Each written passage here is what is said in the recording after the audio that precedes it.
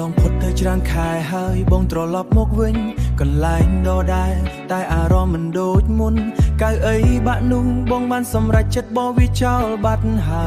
យដីដែលធ្លាប់ហុយក៏បងបានបោសសម្អាតរួចរាល់មិនមែនដើម្បីបំភ្លេចតែបងត្រូវរៀនរស់បន្តមិនមែនដើម្បីបំភ្លេចតែបងត្រូវរៀនរស់បន្តទោះបីគ្មានរូបអូនក៏ពិភពលោកនៅតែវិលទៅមុខបងអាចឈរបានហើយសេចក្តីស្រឡាញ់ពិតមិនមែនមានតែការឈឺចាប់វាក៏បង្រៀនឲ្យបងស្គាល់ខ្លួនឯងកាន់តែច្បាស់ទោះបីត្រូវញ៉ាំបាយកក៏វាមិនត្រជាក់ដូចមុនព្រោះបងដឹងថាគ្មានអ្វីដែលនៅអមតៈឡើយមិនមែនជាការខឹងមិនមែនជាការស្អប់តែវាជាការខឹងមិនមែនជាការស្អប់តែវាគឺជាការយល់ព្រមឲ្យអូនដើរចេញដោយស្នាមញញឹមសុខភាពអូនបងបានយកវាទៅទុកដោយឡែកមិនមែនព្រោះស្អប់តែទុកជាមេរៀនមួយក្នុងជីវិតថ្ងៃនេះមេឃភ្លៀងតែបងលែងភ័យខ្លាចទៀតហើយជង្គង់ដែលធ្លាប់ឈឺក៏បាត់ស្នាមរបួសអស់ដែរបងជិះម៉ូតូកាត់តាមផ្លូវដែលយើងធ្លាប់ទៅ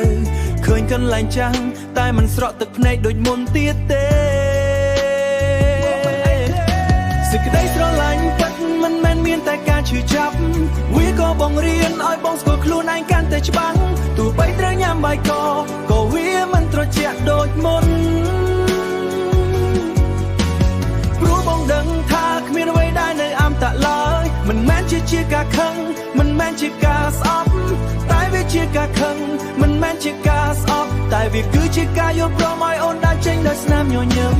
ធ្លាប់គិតថាបើគ្មានអូនបងប្រកាសជាស្លាប់តែថ្ងៃនេះបងអាចដកដង្ហើមបានយ៉ាងស្រួលការងារដែលហត់ក៏មានអ្នកផ្ទះរងចាំផ្ដល់កម្លាំងចិត្តទឹកត្រជាក់មួយកែវបងអាចដងផឹកដោយខ្លួនឯងភាពស្ងប់ស្ងាត់មិនមែនជាការដេញដោលទៀតទេវាគឺជាសន្តិភាពដែលបងស្វែងរកជាយូរមកហើយវាមានន័យជាងយំសោករាប់លានដងសេចក្តីស្រឡាញ់ពិតមិនមែនមានតែការឈឺចាប់ព្រោះបងដឹងថាគ្មានអ្វីដែលនៅអមតៈឡើយមិនមែនជាការខឹងមិនមែនជាការស្អប់តែវាគឺជាការយល់ព្រមឲ្យអូនដើរចេញដោយស្នាមញញឹមកៅអីថ្មួយបានមកជំនួសកន្លែងចាស់បងអង្គុយម្នាក់ឯងតែមិនមានអារម្មណ៍ថែកា